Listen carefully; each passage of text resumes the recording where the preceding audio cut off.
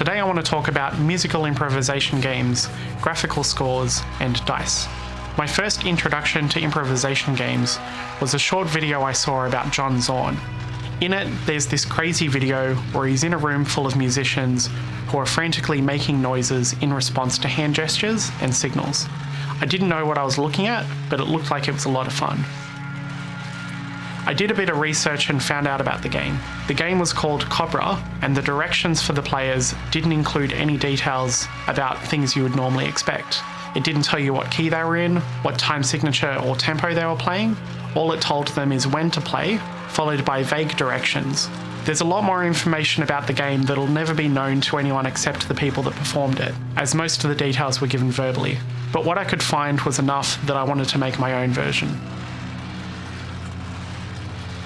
What I wanted to take was the idea that I wasn't telling the performers what to play, but just giving them the bare minimum information needed to come up with new ideas for themselves. So when I started my own noise improvisation group, I came up with my own game. I came up with directions, made up some symbols for a graphical score, and put them onto a dice. This way I could roll the dice and come up with a sequence of prompts in the form of a graphical score. And the directions were as follows: sparse, short bursts, wall of noise, ramp, three things, repeat. These directions are deliberately kept vague and are to be interpreted however the performer likes. For example, ramp could mean that an instrument slowly increases in loudness across a few minutes. It could mean rapidly playing ascending pitches like a siren. It might just mean that they switch from using a sine wave to a sawtooth wave. Similarly, repeat could mean that they play a super repetitive rhythm, or maybe they repeat a phrase that they played in a previous section. Maybe they could start using glitch effects or a delay pedal for repeats. There are many different things you could do and ways that you could interpret it. The point of having this kind of direction, rather than just having a free-for-all jam, is that you have restrictions to force you to play in ways that you normally wouldn't. And you also have a reason to stop what you are doing mid-performance and try something completely new when the next direction comes up. I find that improvisation performances can have a tendency to stagnate, especially if the performer finds something that works, but can't think of how to get out of it and into a new section. This graphical score gives the performer explicit instructions to stop what they are doing and adopt a new parameter when the next section and the next direction comes up.